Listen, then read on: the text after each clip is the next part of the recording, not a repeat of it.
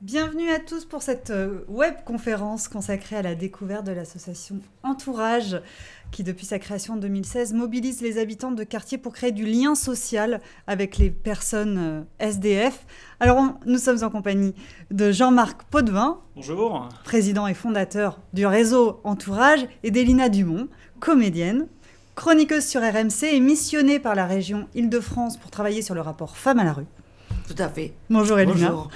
Alors avec vous, on va en savoir plus sur la façon dont on doit lutter, dont on peut lutter contre l'exclusion des personnes sans abri. On a 3 quarts d'heure pour discuter avec vous de votre engagement et puis on aura un petit quart d'heure de questions-réponses à la fin de cette webconférence pour répondre aux questions des internautes qui nous suivent et qui peuvent réagir tout du long sur le chat, poser leurs questions, on y répondra à la fin, on aura un petit quart d'heure. Alors cette conférence, vous le savez, elle s'inscrit dans le cadre du programme d'engagement des collaborateurs du groupe Crédit Agricole SA, les temps d'engagement consacrés cette année à la lutte contre l'exclusion.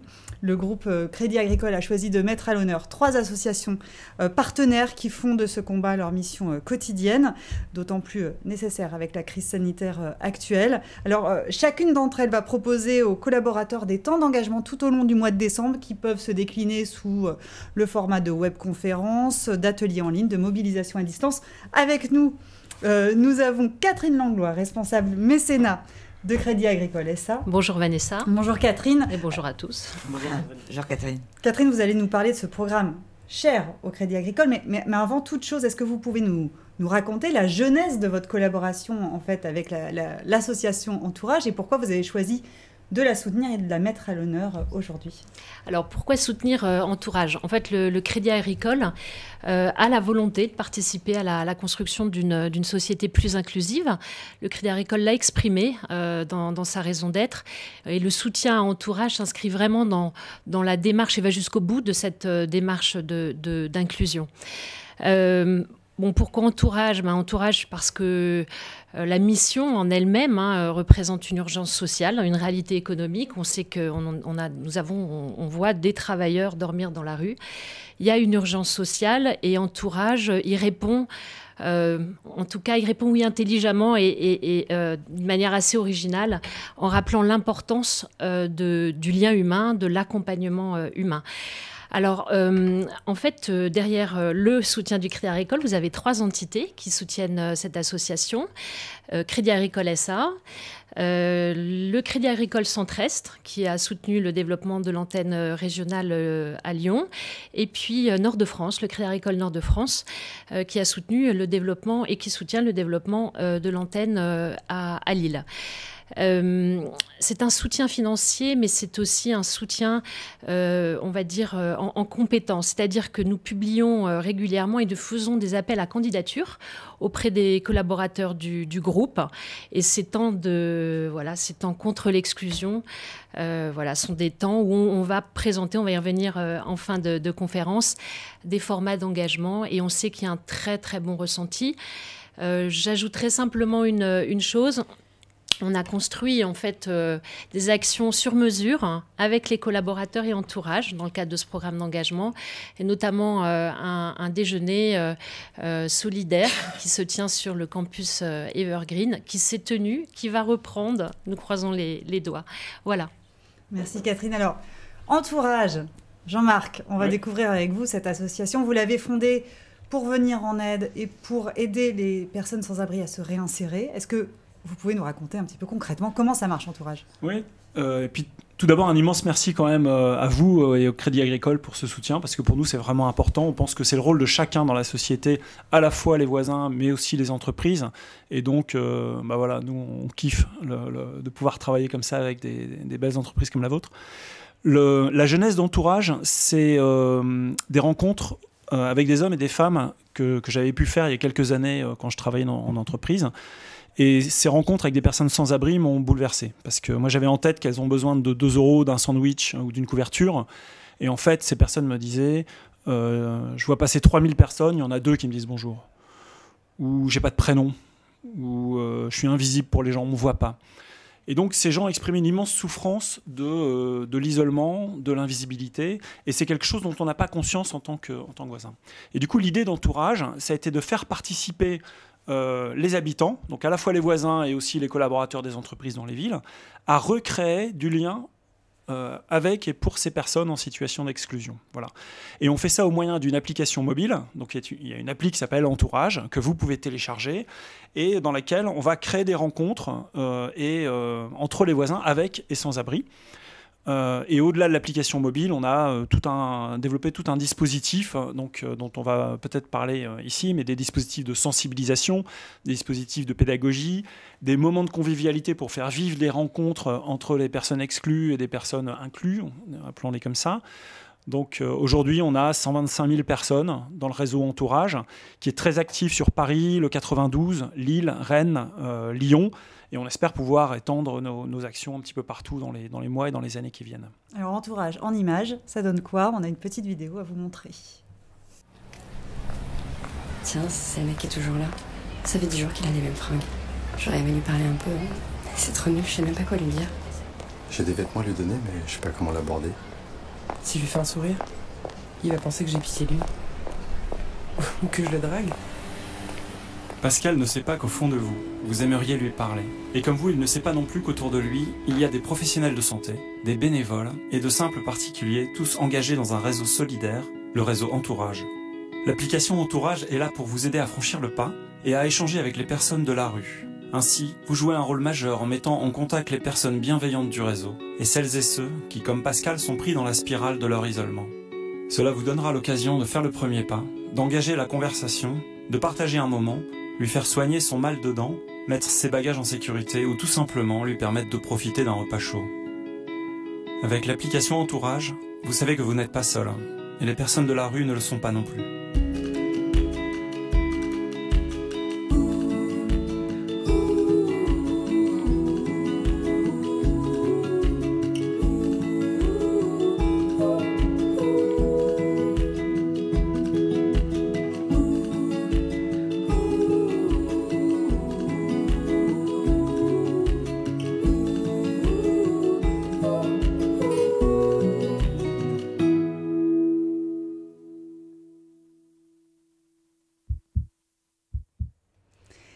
Jean-Marc, quelles sont les résistances les plus fortes que vous rencontrez sur le terrain pour venir en aide aux personnes sans abri? Alors, donc nous, on ne vient pas en aide aux personnes sans abri. En fait, on vient à leur rencontre. La résistance la plus forte, c'est d'une part le fait qu'on n'ait pas conscience de ce problème de l'isolement, du lien social et de l'importance de ce lien. Donc, c'est que la plupart des gens ne pensent pas que ce soit un problème. Et le deuxième problème, c'est un ensemble peut-être de peurs, de préjugés qu'on peut avoir sur beaucoup de sujets vis-à-vis de ces gens-là. Et donc, il convient de démolir avant de pouvoir faire cette rencontre. On a eu récemment les résultats d'une étude lancée par la Fédération nationale des SAMU sociaux qui a montré que la première cause, le premier besoin exprimé par les personnes sans abri quand on leur demande de quoi elles ont besoin, elles disent j'ai besoin de discussions, de rencontres, de contacts. En troisième lieu seulement, on va trouver l'hébergement. En deuxième, les biens de première nécessité. En troisième lieu, l'hébergement, etc. Et quand on pose la question aux Français, seulement 9% des gens à qui, et ça c'est le baromètre de la fraternité d'avril 2020 qui a fait cette enquête, il n'y a que 9% des gens qui pensent que les personnes sans abri ont besoin d'un lien. Donc voilà, donc le simple fait de prendre conscience de l'importance du réseau, de faire partie d'un groupe de personnes, qui est motivant, ça déjà on a fait la moitié du travail. Alors justement, à cet égard, pour changer le regard sur la précarité, pour aider les gens à faire ce premier pas, à oser faire ce premier pas vers les personnes sans abri, vous avez créé des ateliers de sensibilisation qui s'appellent Simple comme bonjour. Plus de 120 ateliers ont été menés à ce jour. Est-ce que vous pouvez nous dire un petit peu qu'est-ce qui s'y passe dans ces ateliers et est-ce que surtout vous avez pu en mesurer l'impact ? Alors voilà, donc le programme Simple comme bonjour, c'est un programme assez vaste. Il y a même un site simplecommebonjour.org avec des vidéos, des livres, des livrets, des choses qui permettent de comprendre un petit peu la situation. Mais le plus important, c'est d'une certaine manière, c'est de le faire sous forme d'ateliers. Parce que dans ces ateliers, les personnes, et on fait souvent ça avec des entreprises, et c'est prévu de le faire avec les collaborateurs pour les engager du Crédit Agricole, on va faire vivre en fait des rencontres avec des personnes du comité de la rue d'Entourage, qui sont des gens qui ont l'expérience de la vie à la rue, et on va faire vivre on va questionner ces préjugés, questionner ces peurs, et faire se rencontrer. Et du coup, c'est un changement de perspective complet qu'on arrive à opérer dans ces cas-là. On se rend compte que donc on a fait 273 ateliers déjà jusqu'à présent, donc on a une vraie expérience, plus de 11 000 personnes qui y sont passées. Et on a, je regarde mes notes parce que je suis mauvais pour mémoriser les chiffres, mais c'est 86% des gens qui ont été dans ces ateliers-là qui ont transformé en fait leur regard. Il y en a 43% qui, suite à ces ateliers, ont vécu des rencontres avec des personnes en situation de rue, des rencontres qu'ils disent transformantes, c'est-à-dire des rencontres qui les ont transformées, donc presque une personne sur deux, qui est sortie différente de ce rapport avec des personnes en grande exclusion, avec qui ils ont pu créer des liens d'amitié. Et une grande majorité, c'est-à-dire plus de 60% des gens qui disent avoir changé leur comportement vis-à-vis des autres en général. Parce que quand on est en lien avec des personnes en situation de grande exclusion, on comprend mieux. Peut-être on est un petit peu moins dans le jugement ou un petit peu moins dans des choses un peu moins dures aussi, peut-être, dans la façon dont on a considéré l'autre. Et du coup, ces relations avec les personnes en grande exclusion, ça nous transforme nous, et y compris dans nos relations dans la vie de tous les jours, dans la compréhension de cette grande vulnérabilité, etc. Alors, vous l'avez mentionné, une des particularités de votre association, c'est ce comité de la rue. Je me tourne vers Elina à présent, qui est constitué, si je ne me trompe pas, de 10 personnes qui ont vécu dans la rue ou qui vivent actuellement Encore à la rue. Encore à la rue. Elina, donc, vous en faites partie parce que pendant 15 ans, on y reviendra plus tard, mais vous avez été sans domicile fixe. Est-ce que vous pouvez nous plonger au cœur de ce comité de la rue? Comment ça marche? En fait, ce comité de la rue, donc il y a un président qui s'appelle Kenny Legoutte. Moi, je suis la vice-présidente. Et en fait, ce qui est bien de ce comité de la rue, c'est que toutes les décisions qui sont prises via Entourage passent par nous. On a un comité une fois tous les 15 jours. Alors, soit c'est le comité qui fait des propositions, soit c'est les salariés d'Entourage qui disent « Tiens, on a pensé à ça, qu'est-ce que vous en pensez ?» et tout. Parce que je pense que, malheureusement, les inclus, on n'a pas la même logique chez les exclus. Un inclus pense que c'est bien de faire ça pour un exclu, alors qu'en fait, donc c'est pour ça que c'est très important que pour faire des choses bien auprès des sans domicile fixe, que ce soit des sans domicile fixe qui aient la parole. D'accord. Concrètement, est-ce que vous avez une image d'action, justement, où on se dit que ça peut être bien et en fait, on est à côté de la plaque? Écoutez, déjà, le petit livret simple comme bonjour, ça a été conçu avec nous, les textes et tout,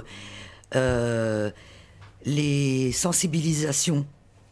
On nous a demandé est-ce que ce serait utile et tout ça. Link Out, dont on parlera tout à l'heure, c'était aussi via notre intermédiaire. Toutes les bonnes ondes, parce que là, les fêtes arrivent, on nous a consultés. Voilà, chaque fois qu'il y a un nouveau projet, on nous consulte. Ça passe par le comité. Ça passe par le comité de la rue. Ok. Alors, Elina, on l'a dit tout à l'heure, pendant 15 ans, vous avez vécu dans la rue. Vous avez été sans domicile fixe, passant de travailleurs sociaux sans solution, de squats, de centres d'accueil d'urgence, de boîtes de nuit, d'hôtels de marchands de sommeil. Ce lien social pour lequel se bat Entourage, pourquoi est-ce que c'est si fondamental quand on vit dans la rue? Alors, je vais vous expliquer... pourquoi j'ai tout de suite flashé sur Entourage.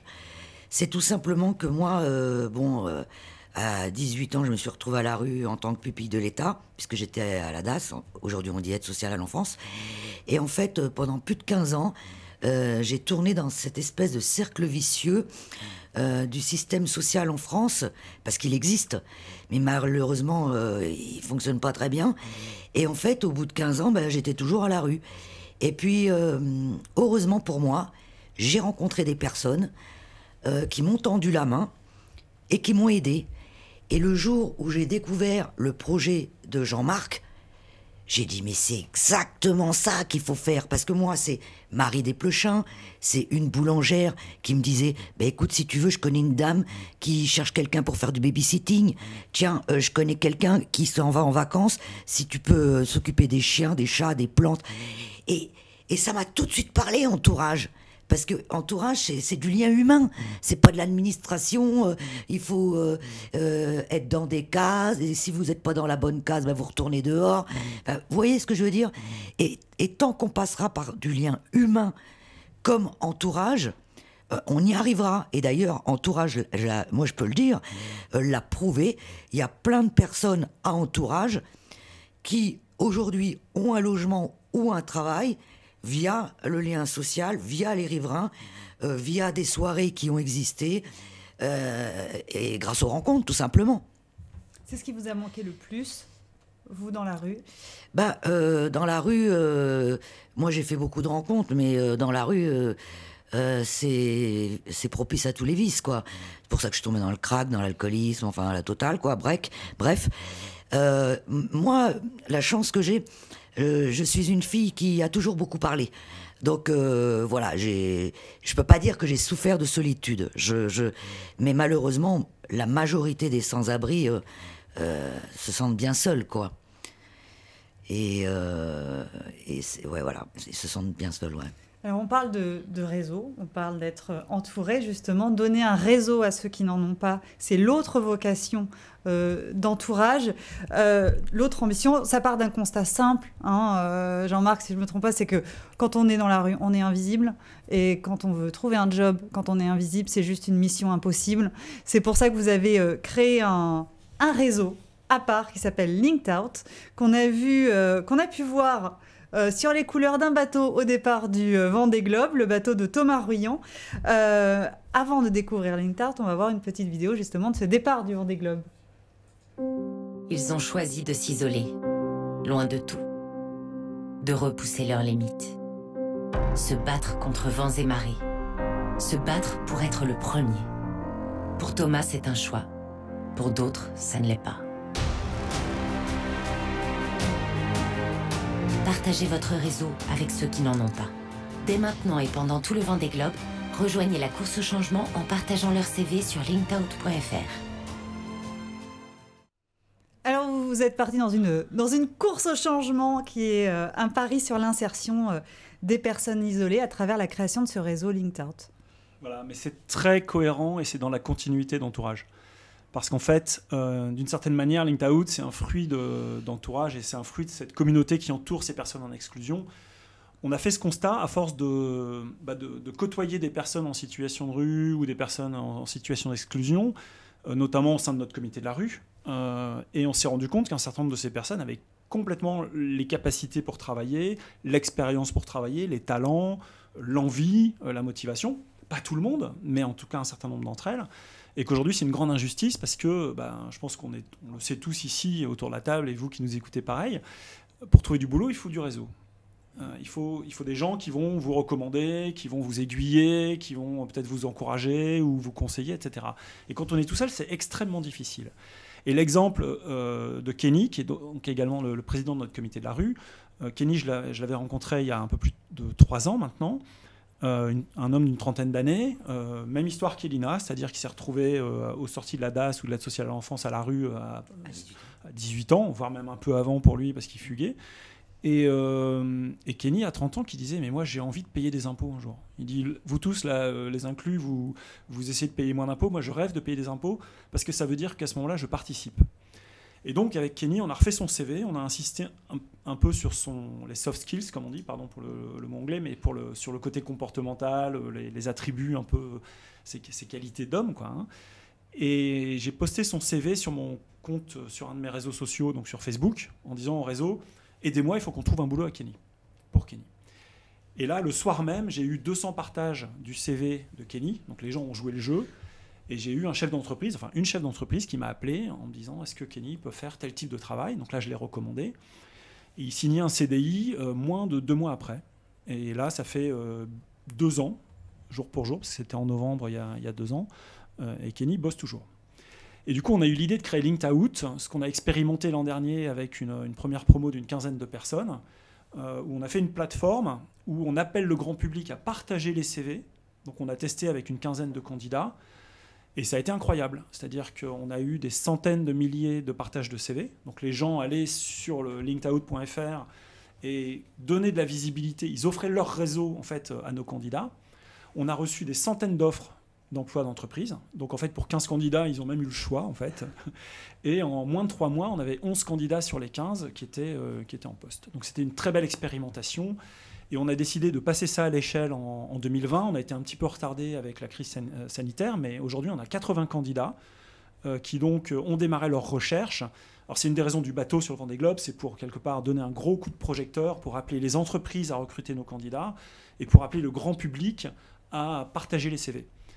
Et donc c'est quelque chose également, je pense qu'avec ce partenariat qu'on a avec le Crédit Agricole, sur lequel on aimerait bien qu'il y ait... parce que nos candidats, on ne les laisse pas tout seuls. Ils sont accompagnés par un coach bénévole. Et très souvent, ces coachs bénévoles, ça peut être des collaborateurs d'entreprise qui, dans une démarche un peu de mécénat de compétences, vont venir accompagner nos candidats, refaire leur CV avec la méthode qu'on leur donne, les encourager, les préparer aux entretiens, regarder les offres qui arrivent sur la plateforme LinkedOut, et puis les accompagner après la prise de poste. Et donc voilà, c'est un projet dans lequel on a besoin des entreprises pour recruter et pour accompagner nos candidats, et on a besoin du grand public pour partager les CV et les faire connaître. Et aujourd'hui, malgré la difficulté, parce qu'il y a beaucoup d'entreprises qui souffrent et la crise sanitaire fait que c'est compliqué, on a sur les 80 candidats, depuis le départ de la course de Thomas, là, on a déjà 10 candidats qui sont en poste, donc qui ont retrouvé un boulot. On en a une vingtaine qui sont en train de passer des entretiens, donc ils sont bien avancés. Et on a reçu déjà plus d'une centaine d'offres d'emploi. Donc la course au changement, c'est les entreprises qui ont envie de donner du sens et qui comprennent leur impact social et qui rejoignent ce mouvement. Et Thomas est toujours en course. Voilà. Thomas, il a cassé un de ses foils, mais il a beaucoup de résilience, donc il a réparé, il est reparti. Et là, il est quand même dans le trio de tête du Vendée Globe, donc on lui souhaite plein de courage, quoi. L'ambition de LinkedOut, c'est aussi rappeler que les gens que la précarité n'empêche pas le talent. Oui, c'est un message qui interpelle, parce qu'on ne se rend pas compte, par exemple, aujourd'hui, 21 ou 24% des personnes SDF ont un travail. Donc aujourd'hui, là, on parle de télétravail, et il y a des gens qui paniquent en disant « mais moi, je dors dans ma voiture, quoi. Donc mon patron me demande de télétravailler, comment je vais faire ?» On ne s'en rend pas forcément compte, parce qu'ils sont parfois dans nos équipes. Donc il y a des travailleurs pauvres aujourd'hui. Et du coup, LinkedOut, ça interpelle en disant n'ayez pas en tête cette image SDF d'une personne très abîmée ou très clochardisée, etc. Il y a beaucoup de gens là-dedans qui ont des diplômes, y compris l'enseignement supérieur, qui ont déjà travaillé, il faut réaliser ça, quoi. Aujourd'hui, on rejette des gens, sur le trottoir ou à l'extérieur de nos systèmes qui auraient parfaitement les capacités de travailler et de s'intégrer. L'une des forces d'Entourage, quand même, de bout en bout, c'est de mettre le digital au service de l'humain, c'est de s'appuyer sur ce numérique collaboratif pour rendre la société finalement plus solidaire. C'est un peu votre ambition, ça. Voilà, c'est-à-dire qu'on est une association, mais moi je viens du monde des startups, tech, et donc quelque part on met la technologie au service de l'humain. C'est-à-dire que c'est un réseau social qui est vraiment social. C'est pas un truc qui virtualise la relation ou c'est quelque chose où la technologie, on va réfléchir pour la mettre au service de plus d'humains. Voilà. Donc, et c'est vrai que ça fait partie de notre ADN. C'est aussi pour ça qu'on a ce bateau sur le Vendée Globe, parce que c'est un bateau qui est très tech, qui va très vite. Il a toutes les nouvelles technologies dedans. Donc on nous l'a offert. C'est pas nous qui avons. C'est le sponsor qui est Advance qui nous a offert son bateau et il a effacé son nom pour l'offrir à la cause. Donc mais on a de la chance d'avoir un bateau qui porte bien nos valeurs, parce qu'il y a à la fois sur ce thème de la résilience des personnes, mais aussi sur la technologie au service de l'humain. Et qui doit s'effacer, voilà, vous le rappelez souvent, qui doit s'effacer au profit du contact, voilà, du lien social. Exactement. Et nos candidats sont très fiers d'ailleurs, on les voit vibrer pour le bateau. Certains candidats ont rencontré Thomas Ruyant, donc le skipper. Ils nous ont dit que c'était leur plus belle journée de leur vie. Là, on a des messages d'encouragement des candidats quand Thomas casse. En même temps, Thomas, depuis son bateau, il appelle les gens à partager les CV. Donc tous les jours, il met en valeur un de nos candidats. Voilà, il y a une alchimie qui se passe entre lui qui est à l'autre bout de la terre et qui est tout seul, et puis nos candidats qu'on essaye d'entourer. Il faut qu'il aille au bout alors maintenant. Oui, on croise les doigts. Elina, je reviens vers vous. Récemment, vous avez été missionnée par la région Île-de-France pour travailler sur un rapport très important sur les femmes à la rue. Alors vous avez rendu un rapport avec 29 recommandations sont incontournables, urgentes, importantes à mettre en place. Est-ce que parmi ces recommandations, il y en a 2-3 à votre sens ? Bien plus sûr. urgentes que Alors, les autres. Il y en a 3 qui me tiennent à cœur, et je vais vous expliquer pourquoi. Moi, j'ai plus d'un demi-siècle. Encore aujourd'hui, beaucoup de gens disent, quand ils entendent le mot SDF, ils entendent sac poubelle, clochard. Et moi, je dis que l'exclusion, ça commence par les mots. Et je le répéterai jamais assez, mais il ne faut plus dire SDF, il faut dire sans-abri ou sans domicile fixe. Parce que ce sont des personnes qui sont déjà déshumanisées et on les déshumanise encore plus. Et ça, c'est très important. Parce que derrière ce sigle, il y a un homme, il y a une femme qui souffre. Ensuite, il y a une deuxième cause qui me tient à cœur, c'est que tous les enfants de l'aide sociale à l'enfance, à 18 ans, ne se retrouvent plus à la rue. Il faut savoir que 40% des jeunes à la rue, entre 18 et 25 ans, sont des enfants de l'aide sociale à l'enfance. Et une troisième recommandation qui me tient très à cœur, et j'espère que ça marchera, c'est la pérennité. Arrêtons l'urgence ou la politique du thermomètre. C'est-à-dire que l'hiver, on vous garde 2 jours dans un centre. Allez, 3 jours plus tard, tu te retrouves dehors, t'es avec tes sacs. Après, tu te retrouves dans une gare, dans un squat. Ce que moi, j'ai vécu. Comment voulez-vous qu'on se réinsère? Donc, moi, je suis pour la pérennité. Arrêtons l'urgence. On ne peut se réinsérer que dans la pérennité. Une fois que vous êtes dans un centre, vous vous installez, en principe... alors après, évidemment, moi, comme j'y suis resté 15 ans, j'ai mis un peu plus de temps. Mais moins longtemps on reste à la rue, et plus vite on se réinsère. Mais en principe, quelqu'un, s'il est pris à temps, en 2 ans, voilà, il retrouve du travail, enfin... tout va très vite, quoi. Mais le problème, c'est que à force de faire ce cercle que moi j'ai fait, de tourner de centre d'hébergement en centre d'hébergement, de squat, de local à vélo, etc., au bout de 15 ans, vous êtes complètement branque, vous êtes à moitié parano, vous êtes taré, quoi. Et heureusement, moi je le dis, j'ai pas peur de le dire, un sans-abri, quand ça fait très très longtemps qu'il a été à la rue, faut commencer par les soins. Et moi, sans les psychiatres, je serais peut-être pas là. Et il faut savoir, Jean-Marc, toi tu le sais aussi, il y a aussi beaucoup de personnes qui sont handicapées dans la rue. Alors, est-ce qu'ils étaient déjà handicapés ou des phobies sont arrivées? Parce que la rue, ça vous rend dingue. Hein, parce qu'il y a quand même, vis-à-vis des femmes en particulier, mais des hommes aussi se font violer. Mais pour une femme, être à la rue, mais c'est l'enfer, quoi. Il y a toujours un dealer qui vous guette, il y a un Mac qui vous guette, un mec qui cherche une fille qui vous guette. Enfin, vous êtes à l'affût de tous les dangers, quoi. C'est 40% des personnes sans domicile fixe, c'est 40% sont des femmes. Ouais. Donc c'est pour ça que ça, c'est 3 recommandations qui me tiennent vraiment à cœur.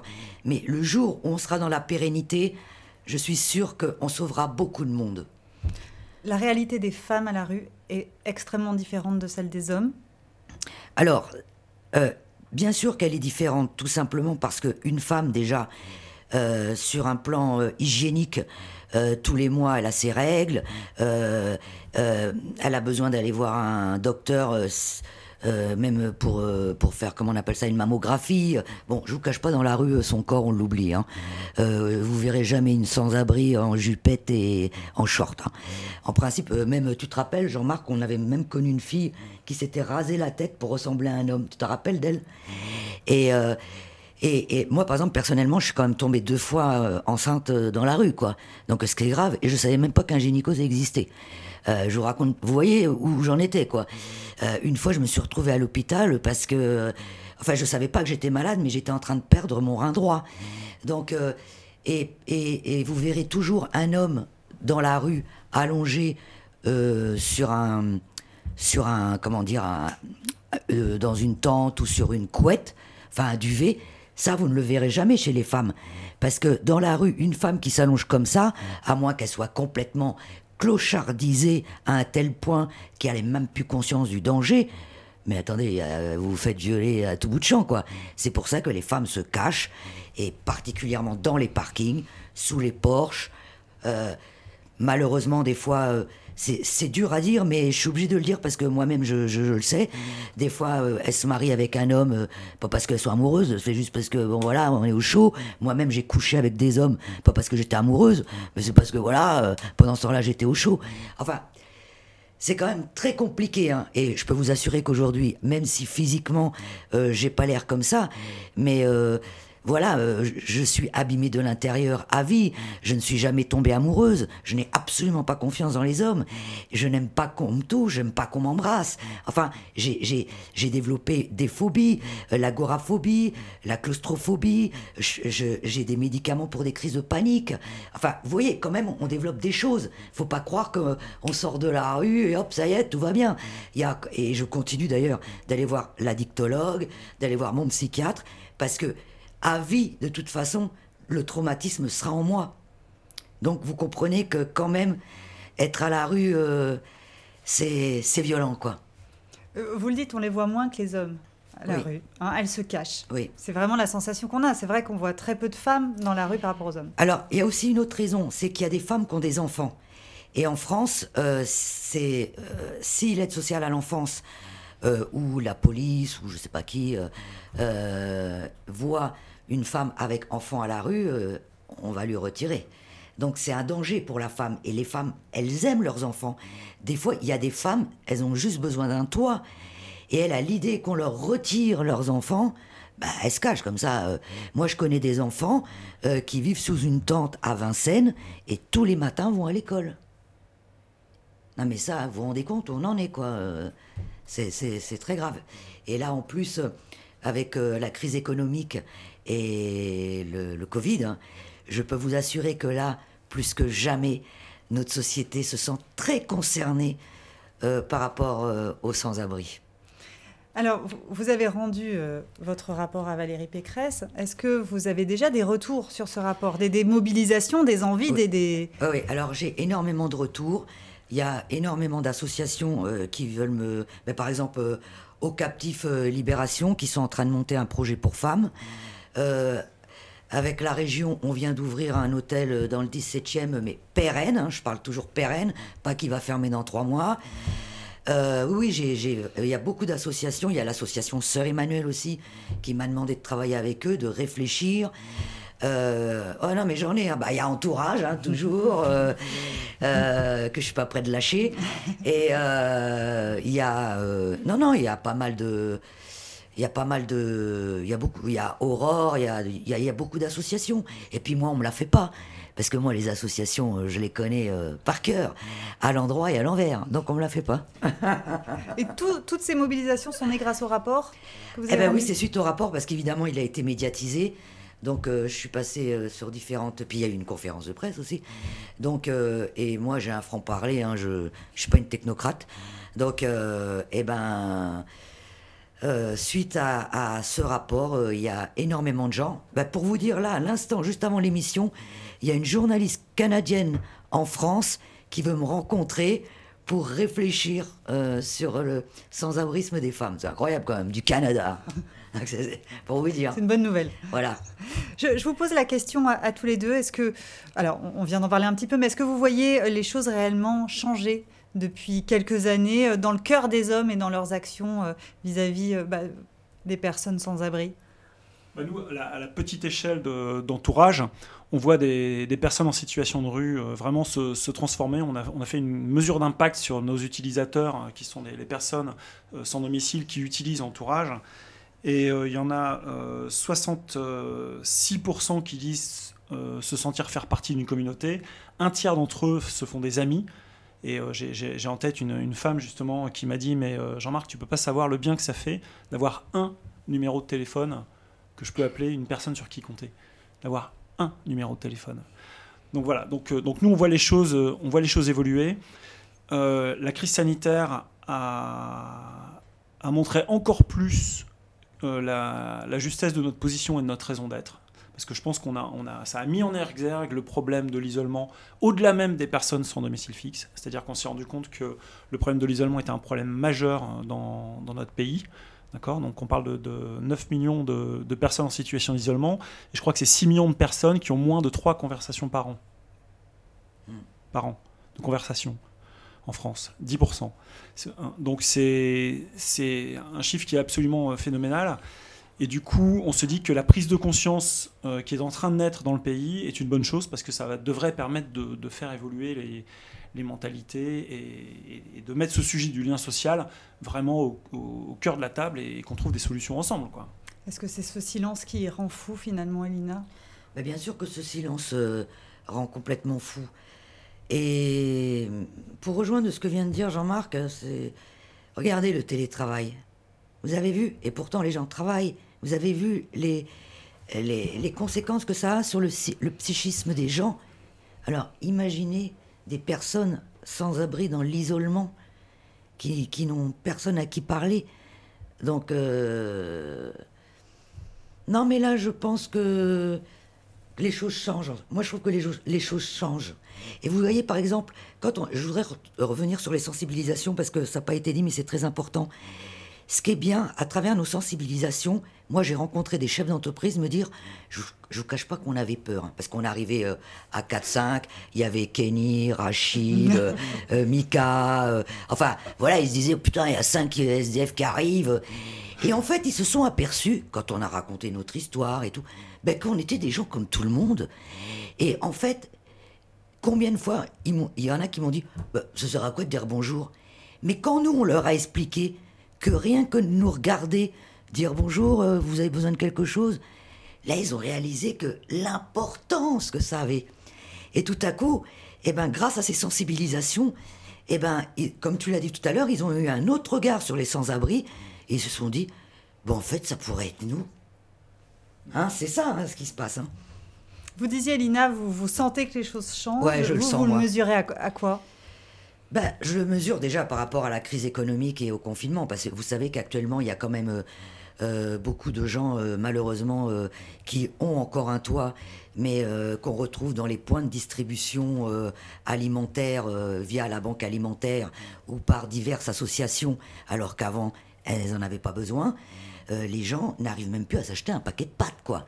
Et il faut savoir que... Alors le chiffre, j'aime pas les chiffres, mais là, il faut savoir qu'actuellement...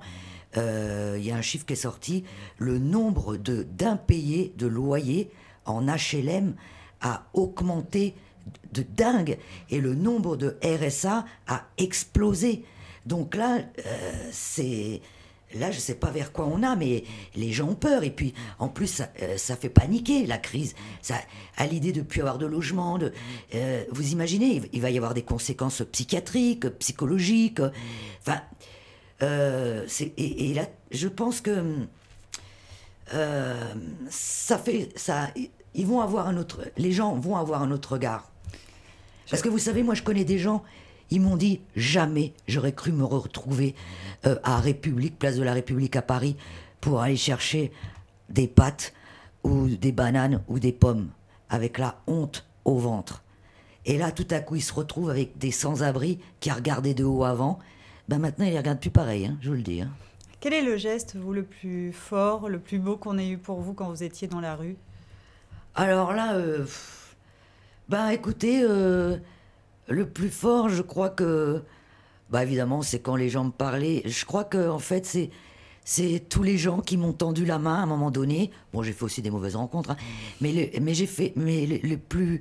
C'est les gens qui m'ont tendu la main pour un petit boulot, et puis évidemment le plus beau geste que j'ai eu, c'est la rencontre avec Marie Desplechin, qui m'a expliqué que c'était pour garder ses enfants contre une petite chambre de bonne, et ça a été la première femme qui m'a fait réaliser que j'étais une femme, que je n'étais pas un objet sexuel, et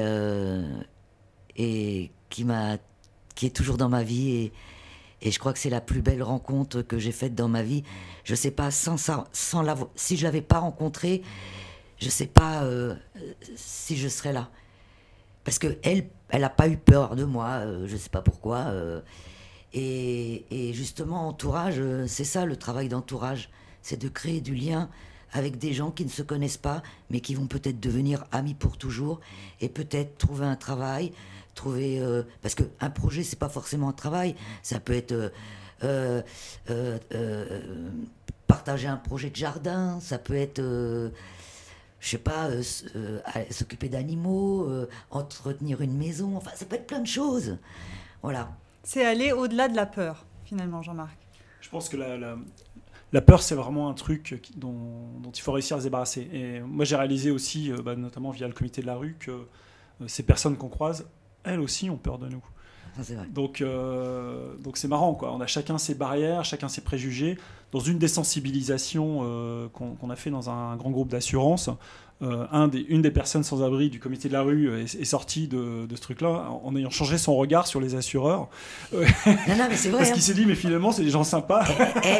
Et d'ailleurs, moi, je peux vous dire... Comme les banquiers. Non, mais oui, justement, Catherine, je voulais dire, quand j'étais sans abri... Mais attends, les banques, mais je te dis pas, jamais j'aurais imaginé un jour être intervenante ici auprès du Crédit Agricole, quoi. C'est possible. Non, comme quoi on change. Il faut casser les préjugés des deux côtés et il faut casser les peurs aussi et qui nous font faire des bêtises en fait. Catherine Langlois, je reviens vers vous. Les temps de l'engagement vont se poursuivre jusqu'au mois de février. Au programme de nombreuses actions, évidemment, et notamment l'opération Bonnes Ondes avec l'association Entourage, évidemment. Alors, la première, c'est en fait parce que j'ai un slide qui défile, c'est le marathon pro bono. Alors, en fait, qu'est-ce que c'est le marathon pro bono? On propose aux collaborateurs du groupe un appel à compétences pour en fait soutenir et travailler avec l'association Entourage autour d'une problématique. La problématique a été identifiée, c'est comment encourager l'implication des riverains au-delà des villes d'implantation d'entourage. Donc vous avez 2 sessions qui sont possibles et ouvertes à la réservation, le mardi 15 décembre l'après-midi de 13h30 à 17h et le mercredi 16 décembre l'après-midi. C'est vraiment des moments intéressants parce que vous vous plongez dans l'univers de l'association, en plus avec d'autres collaborateurs du groupe. Si vous souhaitez vous inscrire, eh bien rendez-vous sur le site CA Solidaire, rubrique s'engager, puis on vous donnera évidemment à la fin de la conférence le mémo et les infos pratiques pour toute inscription. Ensuite, Vanessa, vous en avez parlé. Il s'agit en effet de l'opération des bonnes ondes. Donc ça, c'est une opération qui existe, que vous menez, vous, Entourage, régulièrement. Eh bien, on le propose aux collaborateurs du Crédit Agricole. On a déjà près d'une vingtaine d'inscrits. On continue le recrutement. L'enjeu, c'est de constituer une équipe, de construire un lien social, un petit groupe autour d'une personne isolée. Voilà. Mais c'est profitable pour tous. Alors, on a reçu beaucoup de questions pendant que vous parliez sur le chat. Et je crois qu'il y a une dernière, une dernière action. Alors ça, c'est une action qu'on a construite sur mesure. On a fait suite en fait à une intervention d'Elina sur le campus d'Evergreen. On a réuni des collaborateurs et on leur a demandé qu'est-ce que vous voulez faire, quel format d'engagement vous paraît pertinent pour accompagner des personnes sans abri. Et du coup, nous avons un café solidaire sur la ville de Montrouge qui s'appelle le Schmilblick. Ouais. Et c'est notre lieu de rendez-vous. Alors, je ne vous cache pas qu'avec la crise sanitaire, on a dû arrêter. On a pu reprendre après la première. Mais on attend, mars, on va dire en mars, avril. On croise les doigts. On espère qu'on pourra reprendre des déjeuners tous les 15 jours. On se réunit avec des représentants d'entourage et puis évidemment des personnes sans abri. Et des collaborateurs que nous voulons, donc des sans-abri que nous voulons accompagner. Voilà, c'est fini. C'est bon pour les actions. Alors, comme je le disais, on a reçu beaucoup de questions sur le chat pendant votre intervention. On a un petit quart d'heure pour y répondre ensemble. Alors, on a une première question de Franck Julien, votre attention Jean-Marc, qui aimerait que vous reveniez sur cette première rencontre avec une personne qui vivait dans la rue et qui vous a conduit à créer l'association Entourage. Ah oui, donc c'était en 2012, en fait, je travaillais près de Notre-Dame-de-Lorette dans le 9e à Paris. Et du coup, j'allais travailler tous les matins à pied, donc j'avais 10 minutes. Et donc j'ai croisé, non pas une, mais peut-être 5 ou 6 personnes qui sont devenues des amis un peu du quotidien. Une rencontre qui m'a vraiment beaucoup marqué et qui a été un peu un déclencheur, c'est la rencontre avec Darius, que je connaissais peut-être depuis 6 mois. Darius vivait sur une espèce de grille chauffante, là... était toujours très joyeux, très sympathique, etc. Et un jour, au début de l'hiver 2012, j'étais en retard pour une réunion, il était assez tôt le matin, il faisait froid, et je vois Darius pleurer. Et je m'arrête, je lui dis, qu'est-ce qu'il y a qui va pas? Enfin, ça ne lui ressemblait pas. Il me dit, regarde. Et il avait toutes les dents cassées, du haut. Il s'était fait agresser pendant la nuit à coups de barre de fer. Et il pleurait en disant, qu'est-ce que je vais devenir si je peux même plus manger mon sandwich? Donc sa situation, elle était déjà assez difficile, hein, de façon objective, quoi. Il avait vraiment rien, il dormait vraiment dehors, sur cette grille qui chauffe, il avait des problèmes de peau parce qu'il se brûlait là-dessus, quoi. Et là, lui-même se disait, mais il voyait pas la suite, quoi, en disant, si je peux même plus manger un sandwich, je vais faire comment? Et il pleurait. Et donc je lui dis, écoute, donc moi je connaissais rien aux associations du secteur social, je connaissais pas du tout l'expérience Et je lui disais, écoute, c'est grave, je vais appeler les pompiers. Il me dit, non, t'appelles pas les pompiers. Et donc là, je me suis retrouvé démuni, parce que la relation, ça engage. Donc cette relation humaine que j'avais pu tisser avec Darius, qui avait juste commencé par un regard au début, hein, puis une poignée de main, puis bonjour, comment vous vous appelez, et puis et moi je m'appelle Jean-Marc. Cette relation-là, elle m'engageait dans un truc qui me dépassait. Et là, j'ai eu besoin d'aide, moi-même. Et du coup, j'ai utilisé les réseaux sociaux, mon téléphone, et dire aux voisins, est-ce que quelqu'un connaît un dentiste qui pourrait maintenant aujourd'hui soigner en urgence une personne SDF? Et c'est là où je me suis rendu compte que voilà, ce lien avec les personnes sans-abri pouvait amener à des situations vraiment compliquées. Et donc l'idée du réseau entourage, d'avoir une appli mobile qui permet d'être plusieurs, de se mobiliser entre nous et de ne pas être tout seul dans la relation avec ces personnes qui sont parfois dans des très grandes difficultés. Alors, beaucoup de messages de félicitations, hein. Déjà, je vous le dis, mais une vraie question, comment intégrer le coaching de personnes avec Linked Out? Comment ça se passe? Alors là, c'est très simple. Vous allez sur le site linkedout.fr et vous pouvez vous signaler voilà, pour devenir coach bénévole. Donc là, actuellement, on a notre plan de coach pour la promo en cours de 80 candidats. Mais si vous inscrivez maintenant, on vous recontactera prochainement. Et ensuite, on vous forme. Hein. Donc il y a un parcours, parce qu'on a une certaine manière de faire nos CV, etc. Et donc, merci de ces questions, parce qu'on a besoin de force vive pour continuer. On vise au minimum 500 personnes d'ici 3 ans, accompagnées avec Linked Out. Donc on va avoir besoin de 500 coachs bénévoles. D'accord, donc voilà, il y a de la place pour ceux qui le souhaitent. Autre question sur vos nouvelles implantations. Est-ce qu'il y a d'autres projets d'implantation en 2021 ? Alors nous, on rêverait d'être partout. Donc ça fait partie un petit peu de la réflexion qu'on a avec le Crédit Agricole et ce marathon, de dire comment est-ce qu'on pourrait même... Parce que nous, c'est beaucoup d'énergie pour ouvrir une nouvelle ville. Il faut qu'on ait une équipe sur place, on rencontre les associations, on rencontre les personnes sans abri, enfin, il faut financer tout ça. Donc là, on va reprendre notre expansion. On l'avait arrêté il y a un peu plus d'1 an pour bien se poser et bien comprendre, mesurer notre impact, comprendre ce qu'on faisait dans les villes dans lesquelles on est, à Lille, Rennes, Lyon et puis Paris, l'Île-de-France. Mais moi, je rêve qu'on soit dans toutes les villes, quoi. Donc, est-ce qu'il y a un projet à Marseille? Cette question. Voilà, on aimerait bien Marseille, on aimerait bien Nantes, Toulouse, enfin il y en a beaucoup. On est en train de faire ce plan de croissance et pour ça on aura besoin aussi de nos partenaires financiers parce que c'est un engagement long terme quand on ouvre une ville. Donc je ne peux pas vous dire aujourd'hui le timing pour l'ouverture de Marseille. Malheureusement, pardon. Elina, petit chiffre cité par l'un des internautes, le nombre de sans-abri d'après la Fondation Abbé Pierre a doublé depuis 2012. Oui. Qu'est-ce que cela vous inspire ?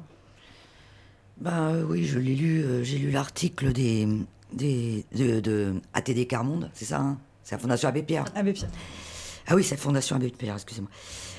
Ça m'inspire que notre société va mal, quoi. Et c'est lié aussi au fait qu'on est dans une société qui s'individualise de jour en jour. Et il est là, le malheur. Parce que, je veux dire, si on était plus fraternel, peut-être qu'on ne laisserait pas son voisin se retrouver à la rue sans bouger, quoi. Bon, après, les chiffres, je fais toujours attention, hein, parce que les associations, ils les gonflent toujours un petit peu. Mais c'est vrai qu'il y en a de plus en plus. Ça, c'est vrai que c'est une catastrophe, quoi. Puis en plus, il y en a de plus en plus pour plein de raisons. C'est-à-dire que moi, à mon époque, les femmes battues, elles restaient à la maison à se faire battre. On ne parlait pas d'homosexualité, c'était tabou. Aujourd'hui, l'homosexualité n'est plus un tabou. Donc, par exemple, il y a beaucoup de jeunes qui se retrouvent à la rue à 18 ans parce qu'ils ont osé dire qu'ils étaient homosexuels ou lesbiennes. Les femmes battues osent partir. Et là, moi, je suis absolument pas d'accord avec ce truc. J'en parle dans mon rapport. Pour moi, c'est la femme battue avec ses enfants qui doit rester à la maison et c'est le gars qui doit repartir dans un hôtel avec un bracelet anti-rapprochement, qui en plus coûtera beaucoup moins cher à la société. Et là, on fait l'inverse. Alors ça, c'est incompréhensible, quoi. Donc, parce que, attendez, avant que la femme battue trouve un hôtel, il y a quand même du chemin à faire. Elle a la rue avant, hein. Donc, et c'est pour ça aussi qu'il y a de plus en plus... Bon, après aussi, il y a toutes les histoires migratoires, donc ça en rajoute. L'administration française est très longue. Donc, mais je crois surtout que c'est parce qu'on est dans une société qui s'individualise et qui est d'un égocentrisme sans nom. Moi, ça me dépasse, moi. Alors, Elina, on l'a vu, vous êtes mobilisée avec la région Île-de-France. Question de Jérôme, est-ce que vous êtes également en lien, je vous pose la question à vous aussi, Jean-Marc, avec le gouvernement pour proposer des solutions ? Alors, notamment, je ne l'ai pas signalé, mais le programme Linked Out est aujourd'hui soutenu par le ministère du Travail dans le cadre du projet 100% inclusion. Donc en fait, ils ont évalué nos premières expérimentations et ils ont trouvé que c'était une approche innovante, notamment d'un point de vue même communication, grand public, etc. Et du coup, on est soutenu par le projet 100% inclusion pendant 3 ans sur le projet Linked Out de façon très claire. Oui. Et vous, Elina ? Écoutez, moi, bien entendu qu'il y a énormément de politiques qui m'ont fait appel. Mais enfin, je ne suis pas débile non plus, hein, je ne veux pas me faire récupérer non plus.